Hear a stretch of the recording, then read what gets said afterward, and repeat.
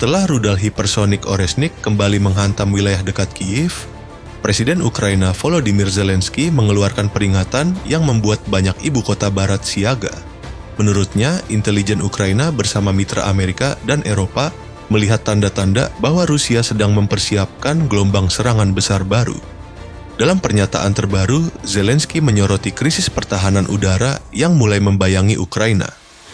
Ia menyebut produksi rudal pencegat balistik Amerika saat ini hanya sekitar 60 hingga 65 unit per bulan.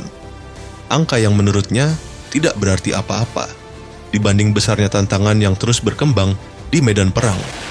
Di saat Rusia meningkatkan produksi rudal dan memperluas tekanan ke berbagai wilayah Ukraina, Kiev justru khawatir stok pertahanan barat tidak lagi mampu mengejar kecepatan ancaman yang datang.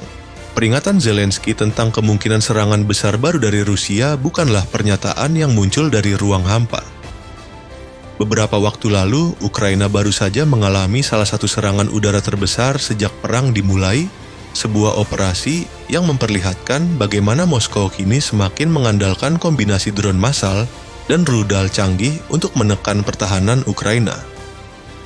Malam itu, Kiev nyaris tidak pernah benar-benar tidur.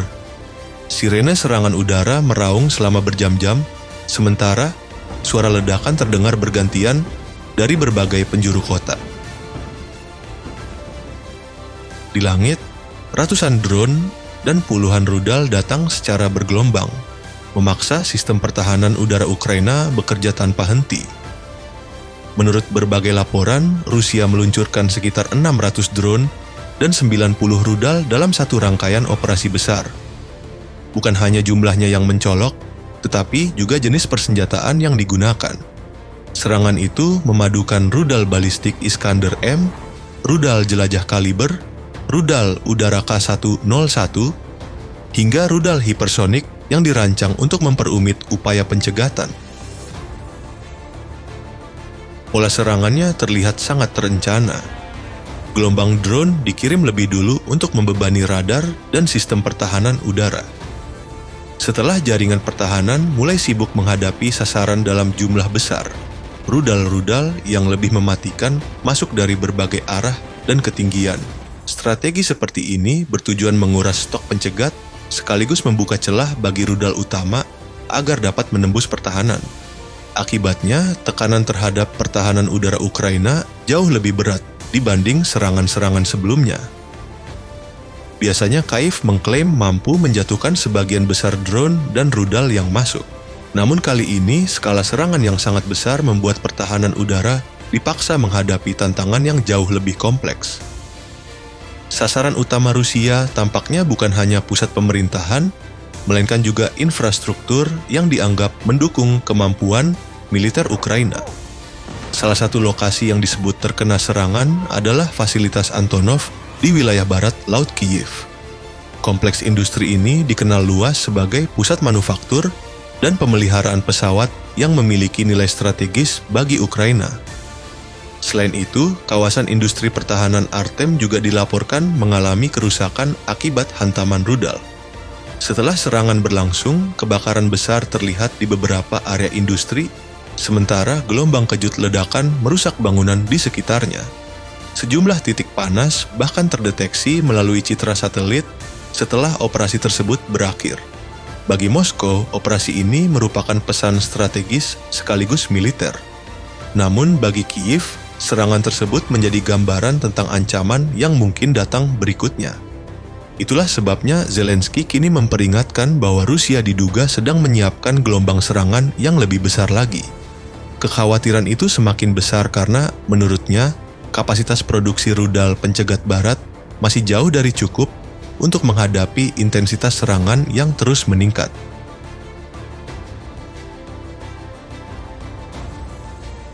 Di balik hujan rudal yang kemudian menghantam Kiev, Moskow mengklaim ada satu peristiwa yang menjadi pemicunya.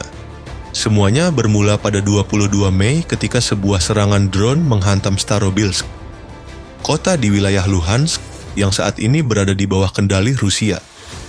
Salah satu bangunan yang terkena serangan adalah kompleks perguruan tinggi dan asrama yang menurut otoritas Rusia dihuni para pelajar dan remaja. Kremlin segera menjadikan insiden tersebut sebagai sorotan nasional.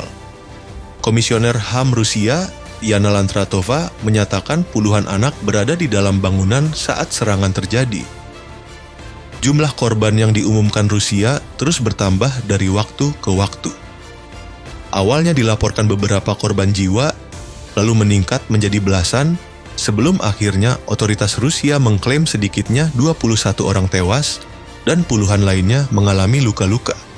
Bagi Moskow, peristiwa ini bukan sekadar serangan biasa. Presiden Vladimir Putin menyebutnya sebagai tindakan yang sengaja menargetkan warga sipil dan menjanjikan respons yang keras terhadap Ukraina. Media-media Rusia kemudian menampilkan gambar kerusakan bangunan, proses evakuasi korban, dan kesaksian warga sebagai bukti bahwa serangan tersebut menyasar area non-militer. Namun, narasi yang muncul dari Kyiv sangat berbeda. Ukraina membantah tuduhan bahwa mereka menyerang fasilitas sipil murni.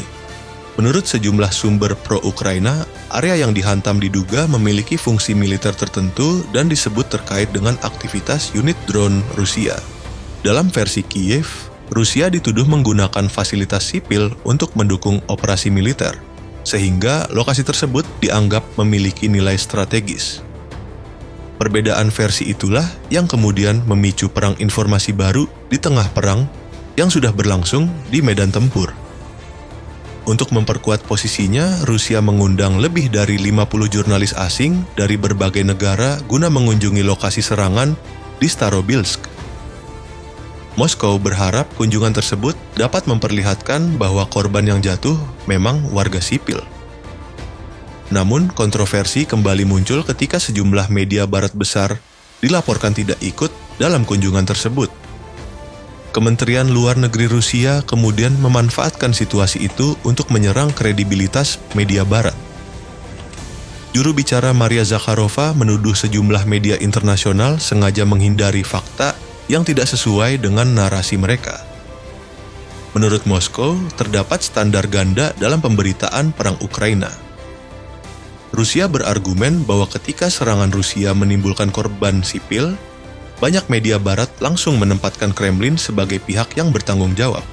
Sebaliknya, ketika korban sipil jatuh di wilayah yang dikuasai Rusia, pemberitaannya sering dibingkai sebagai klaim yang masih diperdebatkan. Di antara ratusan drone dan puluhan rudal yang menghantam Ukraina, ada satu nama yang terus mencuri perhatian para analis militer, Oreshnik. Bukan karena jumlahnya paling banyak, melainkan karena senjata inilah yang kini dianggap mewakili generasi baru kemampuan serangan strategis Rusia. Bagi Ukraina, ancaman itu sebenarnya bukan datang tanpa tanda.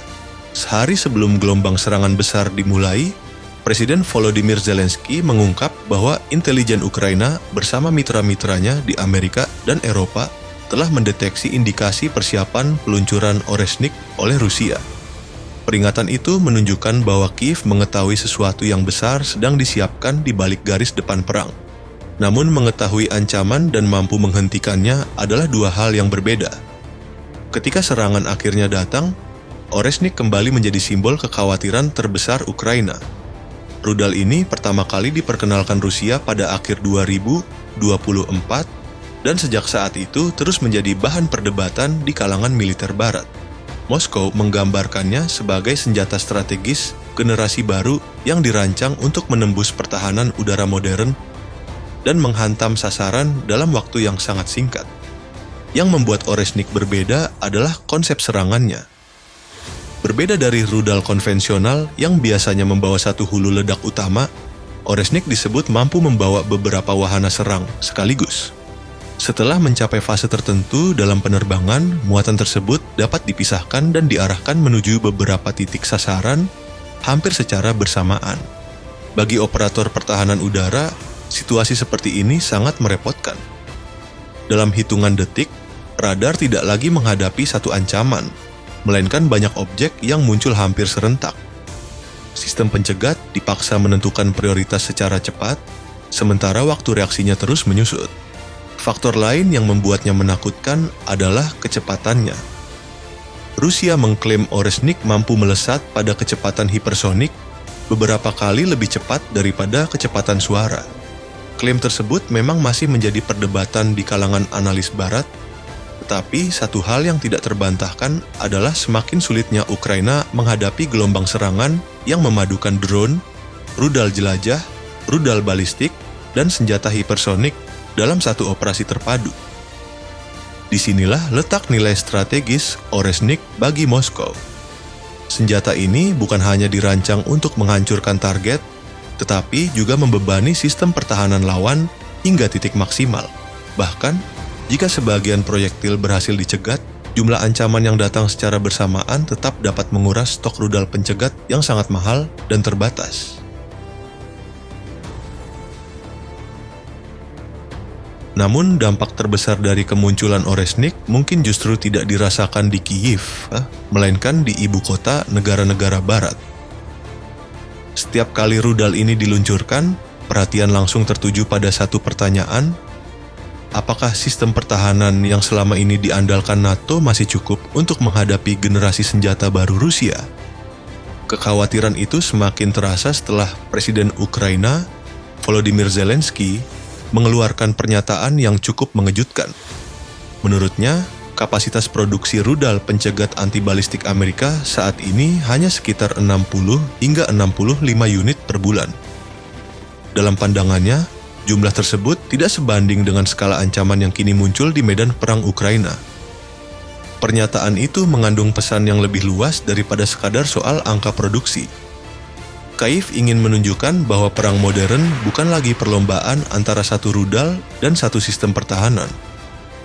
Ini telah berubah menjadi perang kapasitas industri di mana pihak yang mampu memproduksi senjata lebih cepat bisa memperoleh keuntungan strategis dalam jangka panjang. Di sisi lain, Rusia tampak ingin memanfaatkan celah tersebut. Dengan terus menampilkan Oresnik dalam operasi tempur, Moskow berusaha membangun kesan bahwa mereka masih memiliki kemampuan untuk meningkatkan eskalasi kapan saja. Bukan hanya melalui jumlah serangan, tetapi juga melalui teknologi yang semakin sulit dihadapi. Bagi NATO, inilah bagian yang paling mengkhawatirkan.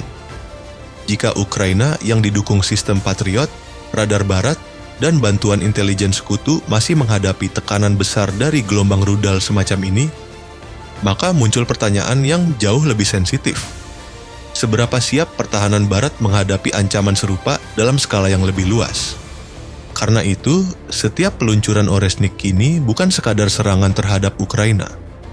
Ia telah berubah menjadi pesan strategis Kremlin kepada Barat, sekaligus ujian nyata terhadap daya tahan industri pertahanan, stok rudal pencegat, dan kredibilitas payung keamanan yang selama puluhan tahun menjadi fondasi NATO.